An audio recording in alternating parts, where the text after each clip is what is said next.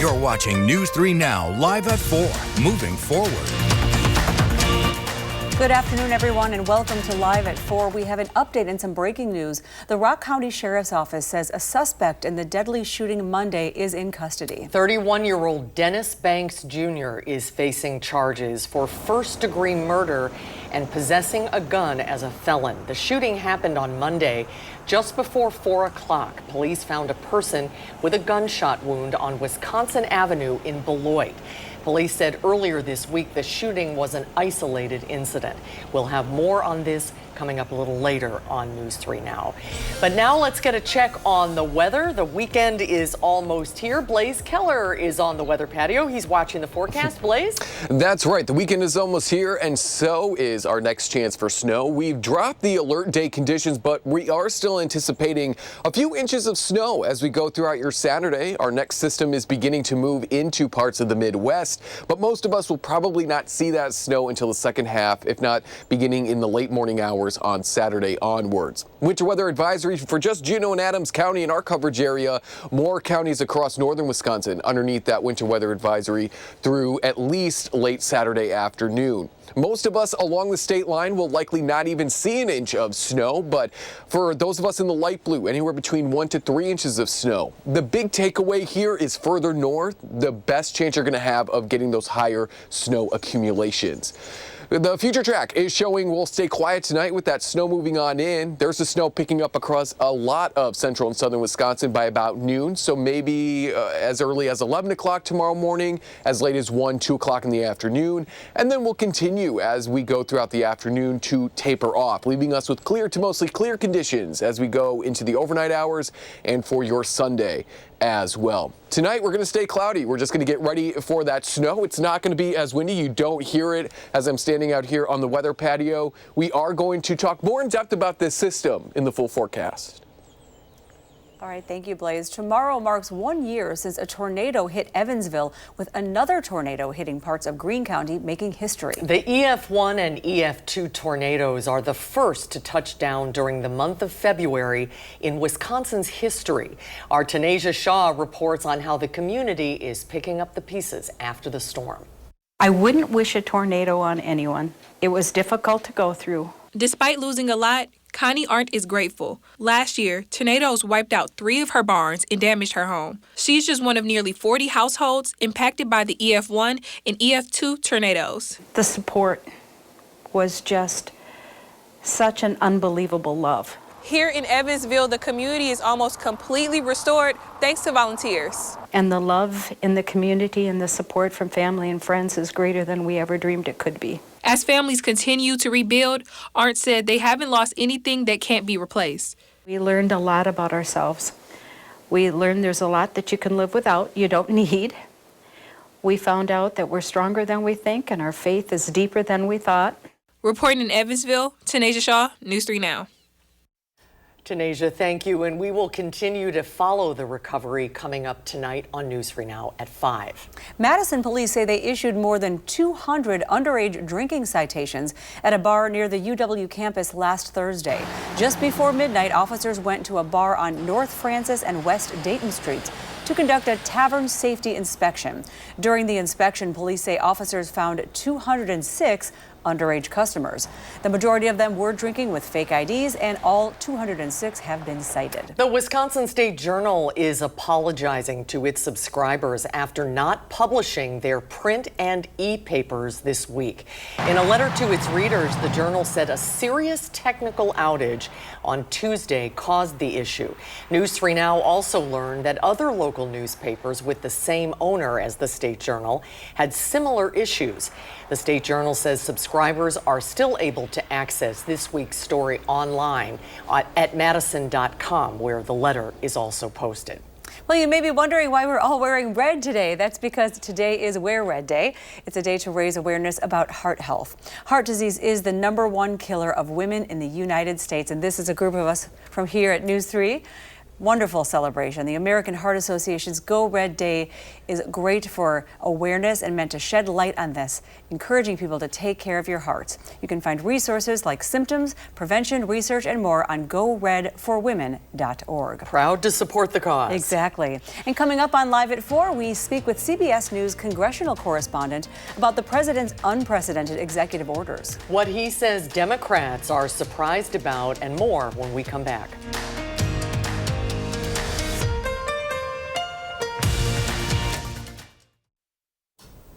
Welcome back, everyone. Wisconsin top elections official will continue to serve in her role. The state Supreme Court unanimously ruled that the embattled Wisconsin Elections Commission administrator, Megan Wolf, will not face a confirmation vote in the Republican-controlled Senate. This comes after years of back and forth. That's right. The Senate approved Wolf's appointment to the nonpartisan position back in 2018. After the 2020 election, when former President Joe Biden won Wisconsin, President Trump and some Republicans went after Wolf, making unfounded claims that she oversaw widespread election fraud.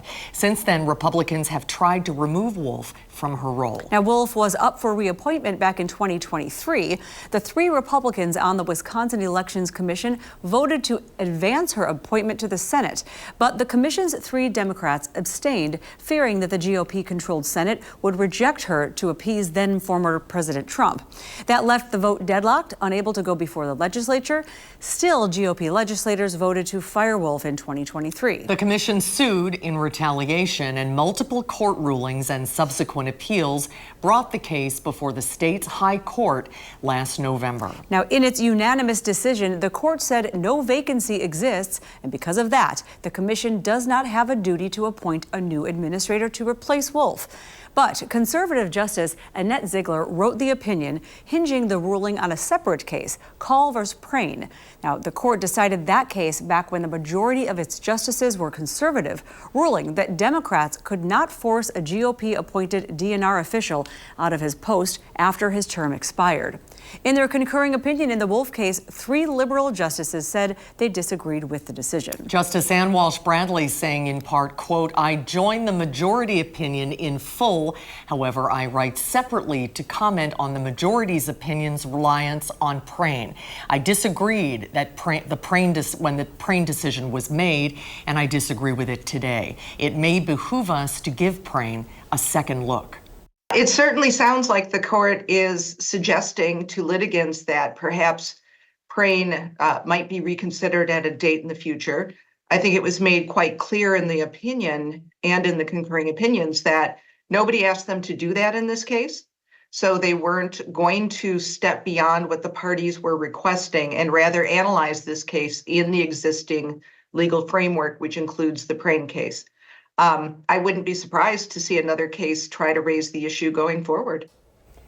And we should also say that Senate Majority Leader Devin LeMahieu has responded to the court's decision. His statement says he is disappointed with the justice's ruling and that Senate Republicans will do everything they can to ensure Wisconsin has free and fair elections. Now, if the court ends up looking at the Prane ruling again, you can be the first to know with the free Channel 3000 mobile app. Let's get to weather now, and Blaze's forecast. Looks like we're going to get some snow, but maybe not as much as we thought. It looks like it's all heading north, right? Yeah. A lot more of that heavier snow, or at least the higher accumulations, are certainly going to be north of the News 3 Now coverage area into more of northern Wisconsin. So if you're going to be heading up there, or you've got friends or family that live up there, they're underneath likely a winter weather advisory. When we go into Sunday, though, we are going to watch as clear conditions take on over as our next high pressure system moves on in. So let's really dig into this system because it is a decent low pressure system, but there are just some characteristics about it that are making it so we don't see as much snow as what we may otherwise see. As we go throughout your Saturday, winds are going to be coming off of Lake Michigan, so it's going to be adding a little bit of moisture to the atmosphere to get some of this snow here to fall across central and southern Wisconsin. As we go throughout the late morning hours into the early afternoon, that's when we'll likely see the snow across the News 3 Now coverage area, or at least a majority of us. Further to the north, that snow will continue to fall throughout the morning hours and into the afternoon as this low pressure system pulls further eastward, exiting lower parts of the Ohio River Valley. We're going to watch as a high pressure system moves on in and clears out the cloud cover. Because the snow chances are continuing to at least look like higher snow is going to be falling further north, we put parts of southern Wisconsin at the less than an inch mark here in the very light blue. Across the majority of the coverage area, we're looking at maybe 1 inch to 3 inches of snow. When you get into the darker blue northwards, that's where we could see at least 3 inches of snow or more. When we look at the winter storm severity index, which takes into consideration the snow, the wind, the possibility of ice, we find now only a portion of our coverage area and a very slim portion underneath that minor severity threat, whereas a lot of us were not even in that threat. And that yellow was a little bit further south yesterday. So again, we're not seeing as great conditions with this system. Not only is its path here in the green further south than where we'd ultimately want a Colorado low to pass through for us to get a lot of that snow, because that center of low pressure is that much further south, there's kind of a disconnect between the moisture. A lot more of that moisture is going to want to stay further south, but we'll still get some snow here across parts of Wisconsin. So it's just not really coming together the way that maybe some of us snow lovers would have liked to have seen. If that center of low pressure was not only more defined, but closer to us here in southern Wisconsin, we would probably see more snow. And as Tanasia mentioned earlier in the newscast, a year ago tomorrow was when the historic February tornadoes touched down across parts of southern Wisconsin, impacting communities like Fulton, Evansville, Judah, as well as Albany. An EF1 and an EF2 touchdown, the first tornadoes to touch down in February in Wisconsin's recorded history. Thankfully, there were no fatalities. There was one injury. And with those tornadoes touching down last year in February, Wisconsin has recorded at least one tornado touching down every month. So we have a full write-up about the atmospheric setup for that historic event in our latest Beyond the Barometer, going to be published here probably within the next hour. We're looking at snow for your Saturday. Here's a look at your 7 and 10 day forecast. A little bit cooler to start off next week, but not as cool because we're probably not going to see as much snow. So our overnight lows and daytime highs Monday and Tuesday won't be as cold, but we are looking at maybe some snow into the second half of next week. All right, thank you, Blaze. A new report from the Labor Department shows the economy added fewer jobs than expected in January. But numbers for November and December were revised and were actually better than before, with the unemployment rate dropping 0.1%. While the job market remains healthy overall, there are signs of it taking longer for people to find jobs. A survey from the job placement firm Career Group shows half of applicants have been having trouble finding a job. 30% have been looking for a job 4 to 6 months, and 20% say they've been looking for at least 10 months. And that report comes as the latest consumer survey from the University of Michigan shows fear of increasing inflation is up among Americans and across the political spectrum. The survey showed Americans' expectations for the year surged to its highest level since November of 2023. That makes this the 5th time in 14 years we've seen such a large one-month rise. Well, the president is facing multiple hurdles in his efforts to reshape the federal government. There have been more than 24 legal challenges to the president's 50-plus executive actions. Earlier today, we spoke with CBS News congressional correspondent Scott McFarland about the impact of all of this across the country and here in Wisconsin. Scott, nice to see you. A federal judge has temporarily blocked President Trump's buyout orders of federal workers. So what do you expect we're going to see come Monday? The uncertainty is going to persist despite this short-term reprieve. What the Trump administration has done is try to make an offer to these workers to induce them to stand down, to resign or retire with the promise of some type of buyout or guaranteed pay through, say, the end of September. There's a lot to be litigated before the federal government can do such an unprecedented and provocative thing. Some federal workers may still like this idea, but they're going to have to hash out some type of guarantee that those workers get their money before any of this can proceed. The judges hit the pause button. There are a number of Democrats, especially those who represent a lot of federal workers, who say, don't trust the Trump administration to make good on this promise of money. They've been urging federal workers to reject the idea. So have some of the unions.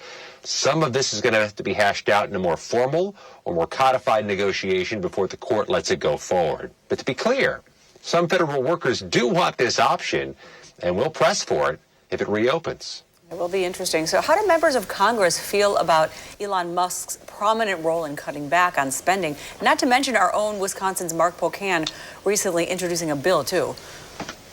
Yeah, and I think the Democrats are going to be in unison here, saying no matter what you think of cutting federal spending, no matter what you think of Elon Musk and his many, many companies, some of this is operating outside the authorities of Congress, and members of Congress are going to push back on that. So far, the Democrats have told me, including Wisconsin's Democrats, they're surprised they're alone in this, that it's only Democrats pushing back, because if you have this actor, this Trump-aligned billionaire, operating outside the boundaries of Congress, it makes Congress somewhat irrelevant. It takes the power away from a constitutional branch of government, and that has long-lasting impacts that would persist and could persist beyond the 4 years of Trump. Well, and the biggest battle still to come in all of this is going to be on Capitol Hill, because the Republicans can only lose one vote. Is that correct? In order to enact the president's agenda? So it's all going to come down to a very tight margin, won't it? There are two very big things that will come down to that tight margin. They will have to keep the government open, prevent it from shutting down in March, and they'll have to raise the debt ceiling to prevent an economic catastrophe some point between now and likely midsummer. They'll need Democratic votes to do both of those critical things, those economic bearing things, and they sure have burned bridges for bipartisan compromises over the past 2 weeks. It's not just Congressman Pocan. It's Democrats across the country outraged by what Elon Musk and Trump are doing. Makes it real difficult for those big things to get done with Republican and Democratic votes in the U.S. House. It sounds like we have a long road ahead. We appreciate you chiming in, Scott, and we look forward to talking to you again very soon. Thank you so much for your time. Yeah, thank you. Thank you. We do have some breaking news this afternoon. A judge has temporarily blocked the Trump administration from placing more than 2,000 employees with the U.S. Agency for International Development, or USAID, on administrative leave. The Trump administration says just 300 of USAID's 3,000 workers are essential. Congress created the group more than 60 years ago. It's the federal government's lead agency for international and development assistance. Its goals include protecting human rights, improving global health, and advancing food security. The group Public Citizen has filed a lawsuit against the administration, saying the president's actions are unconstitutional. The president has alleged the agency has corruption at levels rarely seen before and is calling for the agency to be shut down. He did not provide a basis for that claim. Well, coming up on Live at 4, Valentine's Day is 1 week from today already. Our Josh Spreiter tells us about a very sweet way you can spread some love by adopting a grandfriend. That's coming up next.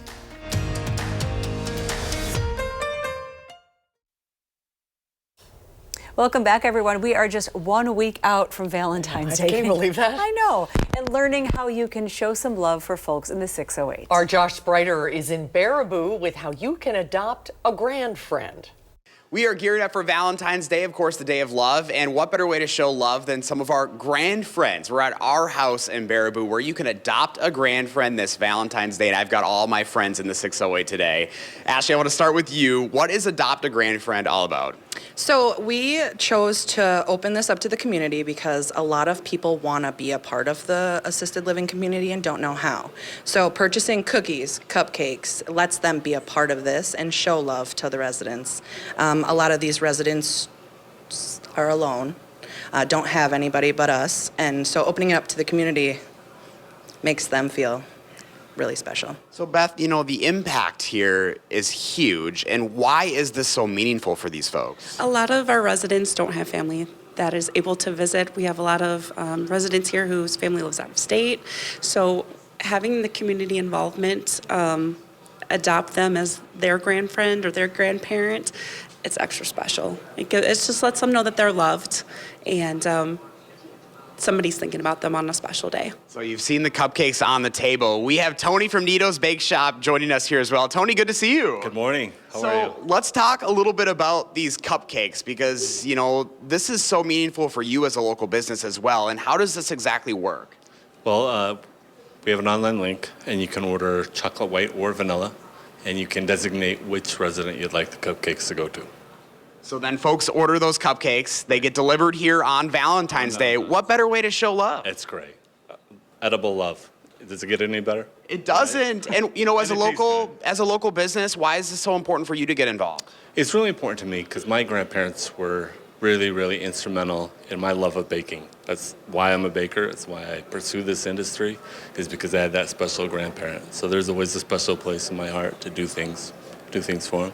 And of course, we're thinking about all of our grand friends this Valentine's Day. And one of my favorites here in the 608, Jeannie, is joining us. Hi, Jeannie. How are you? Hey, I'm good. How are you? Oh my gosh, I'm wonderful. How could I? You look wonderful. Oh, well, thank you. Thank you so much. Happy Valentine's Day to you. Thank you. Same to you, hon. So why is this Adopt a Friend event so special for you? Oh, it means so much. It should mean so much to everybody. It's a day of love. Love. Love for everybody. Everybody. And are you feeling the love here today? Oh, yes. It's a wonderful place to be. There is so much love in here. So much love. And that's wonderful. Did you see the cupcakes on the table? They look pretty good. Oh, yes, they do. Very, very good. Woohoo! Are you ready to dig into those cupcakes for breakfast, maybe? Oh, yeah. Oh, yeah. Of course. So why should people adopt a grand friend? Why should they get involved? Well, number one, I think love. You've got to show love to everyone all the time. If you can, you should. That means so much to me, love. Love. It makes your world, right? Yes, definitely. Well, Jeannie, thank you so much for your time. We appreciate it here. Again, you can adopt a friend this Valentine's Day. All you have to do is buy your cupcake through Nito's by February 11th, and they're going to be delivered to the residents here on Valentine's Day. What better way to show some love as we've seen here? What a great community. If you'd like to learn more, just go to the story up on channel3000.com. In Baraboo, I'm Josh Breiter, News 3 Now. Oh, thank you, Josh. Are you crying? Oh. I'm trying not to, but my goodness, how touching. Isn't Jeannie? She's beautiful and wise. Exactly. Love. It's I all had a about grandma love. Jeannie, so. Oh, Yeah. maybe that's why it hit you Maybe, so hard. uh-huh. What a great, great idea. Yeah. Well, coming up on Live at 4, a winter short on snow. Our Ellie La Liberté shows us how that is affecting farmers in Juneau County when we're back. You're watching News 3 Now, live at 4. Welcome back, everyone. The weather words right now changes to Saturday's snow chances. I suppose that's a good thing, but we could use the snow too. We have meteorologist Blaze Keller out there on the patio, not feeling that bad out. No, it really is actually quite pleasant out here. The lack of wind compared to yesterday is making it very nice to be on the weather patio, and I'm sure it's very nice for folks across Wisconsin. But we are getting ready for our next chance for snow, and as we just mentioned, there are some changes. It is looking like more of that accumulating snow, where those higher accumulations are going to be further to our north. Juneau and Adams County continue to be our only counties for now underneath the winter weather advisory through Saturday evening. Those of us closer to the Illinois state line will probably struggle to get an inch of snow, but once we get into that light blue band there, that's where we could see anywhere between 1 to 3 inches of snow. Further north, that's where we're expecting at least 3 inches, if not more, as there's just better mechanics in the atmosphere further north. Not to mention, it's going to be snowing there for longer. This system isn't necessarily weak, but it's not strong. It's not organized. Think about baking a cake. Let's say you get all the way done, but you realize right as you're putting the cake in the oven, you missed one ingredient. That's kind of what's happening here. It's all there, but it's just not all there in the right spot. And it's maybe missing just a little bit upward momentum in the atmosphere to really get some of those heavier snow showers. But we are expecting that snow to really pick up here as we go into the second half of your Saturday with, as I mentioned, most of us probably picking up 1 to 3 inches of snow. 20s tonight underneath cloudy conditions. That snow begins later tonight. In the full forecast, we're going to talk about maybe some cooler temperatures returning to southern Wisconsin. That's coming up in just a few minutes. All right, Blaze, thank you. While we're expecting snow tomorrow, we're also coming out of a January with many in our area suffering from a lack of normal snow amounts. Our Ellie La Liberté shows us what farmers think of the drier than normal season. That's not the sound farmers want to hear this time of year. That's more like it, but we haven't seen a whole bunch of this year. A majority of Juneau and Adams County were shorted roughly 10 to 15 inches of their normal January snow. But what does that mean for crops? Well, extreme cold and no cover mean that crops like winter wheat have an uncertain future.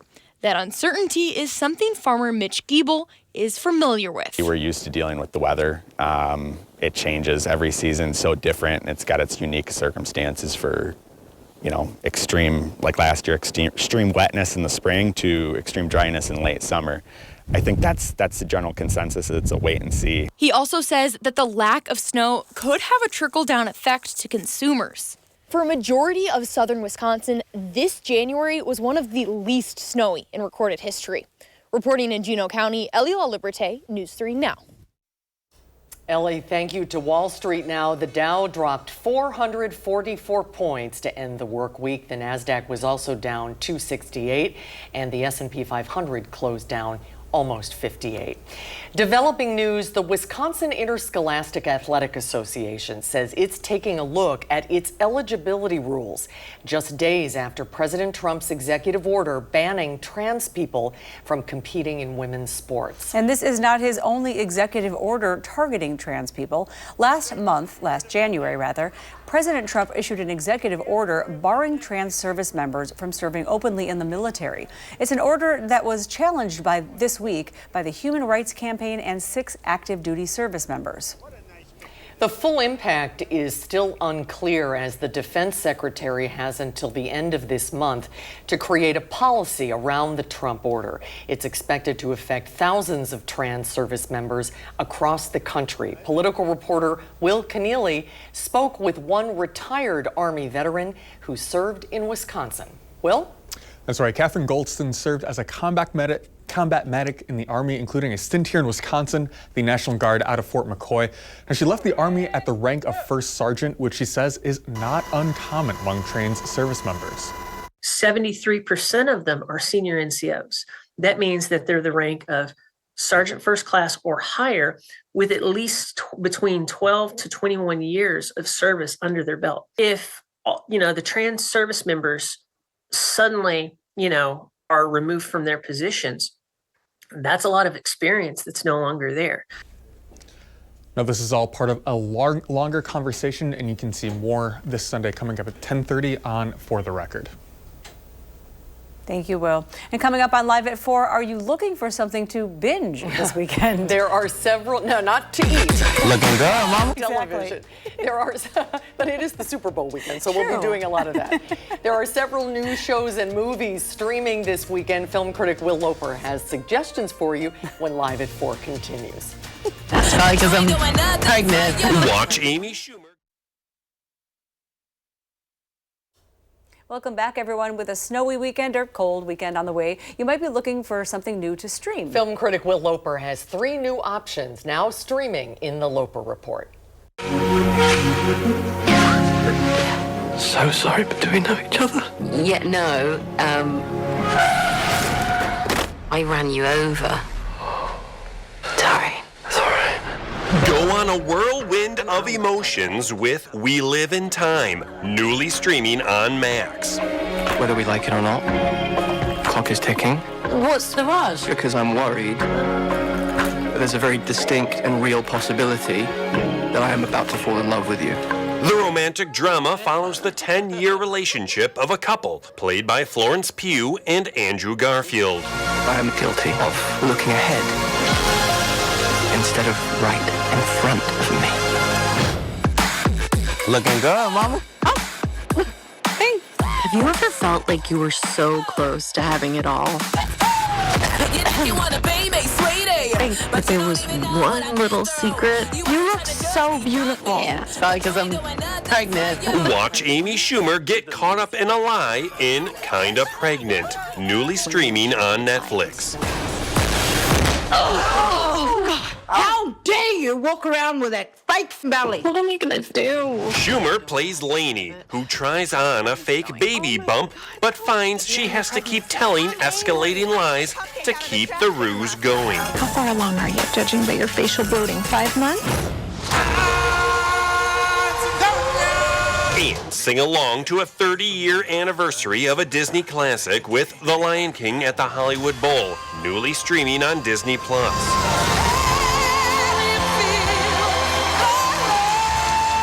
Nathan Lane, Jeremy Irons, Jennifer Hudson, and many more perform songs from the movie and Broadway show. For Live at 4, I'm Will Loper.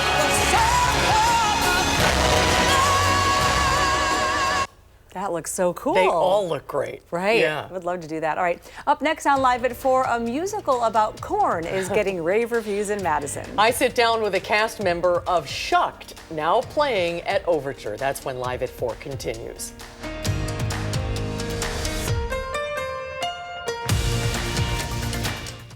On the next Live at 4, Will Loper has reviews of this weekend's movies. And we're getting behind the wheel with Harvey Briggs in the 2025 Honda Civic HYB Sport.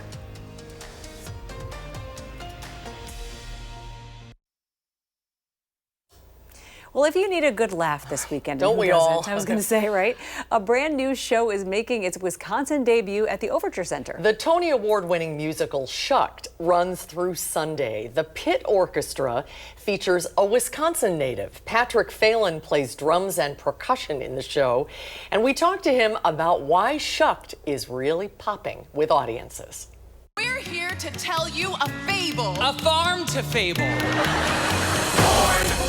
I'm talking corn. So this is a musical about corn. What is this show about?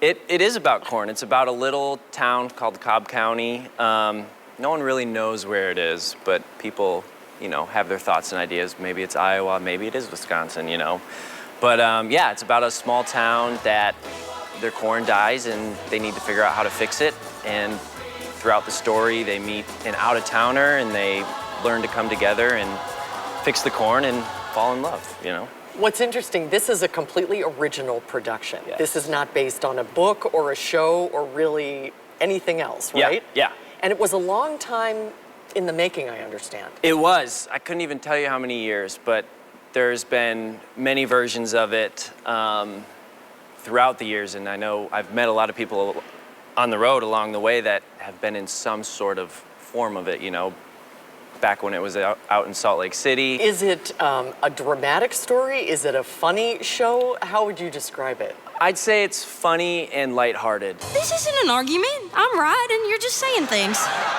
You come to the theater, you laugh, and then you leave you feel good about yourself. You feel good about, what you just saw in the story. It's very uplifting. Oh, that's great. Yeah. And that's what a lot of people, enjoy. Yeah. A chance to Need laugh and out enjoy. loud. Yeah, it's not a heavy show, we're not leaving like, oh, okay.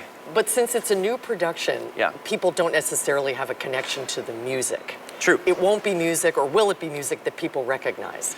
Yeah, it won't be unless you listen to the cast album that's out on all the platforms. But yeah, it's all original works. They have a real pedigree, the people who wrote this music. Brandy Clark and Shane McAnally. McAnally, yep. Who Shane just won a Grammy. Right. The other night. Right.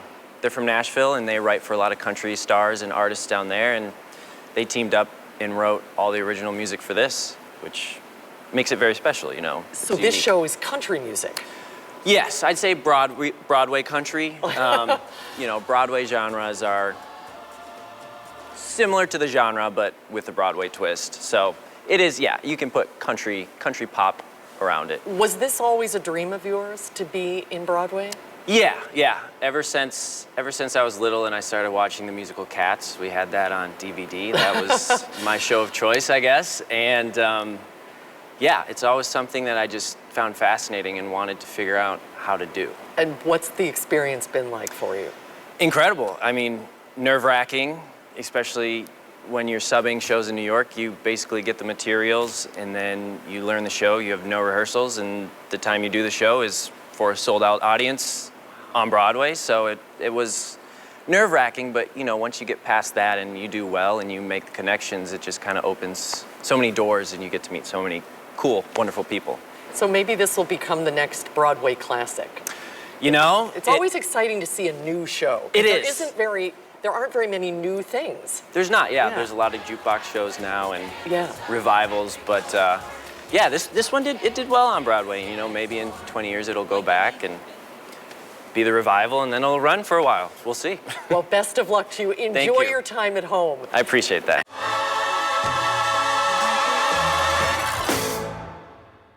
Patrick is a Wisconsin native, by the way. He grew up in Weston, near Wausau. That's why we said welcome home. And his whole family is going tonight to see the show. Oh, that is so exciting. So it'd be a good weekend to be inside Blaze and see a nice show. It gets to have some laughs. Exactly, yeah, that looks like a great play and musical. And yeah, this weather this weekend certainly maybe is an excuse to stay indoors, especially on Saturday. That's when we are anticipating that snow to move on in. Sunny for your Sunday, a little bit cooler. And let's take a look quickly at this system and then talk about what may come after it. So as we move throughout your Friday night into Saturday, Future Track is going to bring in that snow, but it's really going to stay north of even the Dells, and it's doing what we're calling training. It's not quickly moving over an area. We're seeing this band of snow just primarily falling across the same areas overnight into most of Saturday across northern Wisconsin. It's only into the late morning, beginning in the late morning through at least the mid-afternoon, maybe into the late afternoon hours, that we here across southern Wisconsin finally begin to see some of that snow. We see some of those winds also turning off of Lake Michigan, and because of that, we're confident that a lot of that heavier snow is going to fall further north in the dark blue, where that snow is going to pass over places for probably several hours before moving on. Whereas further to the south, we not only don't see the training, we also don't see that snow until later in the day. Closer to the state line, Illinois state line, we may not even see an inch of snow by the time we go into Sunday.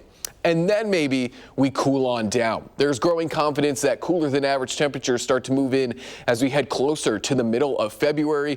We're looking at nearly 60 to 70% chance of cooler than average temperatures over the next 6 to 10 days, with that bullseye of higher confidence just off to our north and west. So we may be cooler than average here as we go into the second half, or at least the beginning of the second half of February, as the cooler Canadian air kind of cycles its way down, moves back northwards, and then cycles its way back down. This is looking at next Saturday, and some of our long-range models also want to bring in another stronger system through the Midwest. If that's going to be the case, then that will certainly have the strength to pull down that cooler air once again. But that is well into the future. We're focusing on that snow on Saturday and those cooler temperatures that arrive within the first couple of days. Beyond that, again, our forecasting models like to have a little bit of fun. They like to run their imaginations a little bit wild on what will happen. So stay with News 3 Now. We will keep you updated. Upper 20s to low 30s tomorrow, pretty seasonal with that snow pretty much all day, especially further north. And there's a look at that 7 and 10 day forecast. Not as cool as we go into the start of next week, but still chilly. If we don't get a lot of snow, we're just not going to reflect a lot of that heat back into the atmosphere.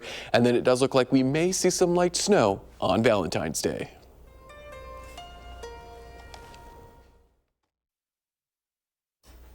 Well, it's one of the cherished sites in Madison this time of the year that helps us get through the winter. Yeah, it really does. It just makes you happy to see Lady Liberty back on Lake Mendota for this weekend's Winter Carnival. It's an annual tradition at the UW Memorial Union for more than 80 years. This year's Winter Carnival runs today through Sunday.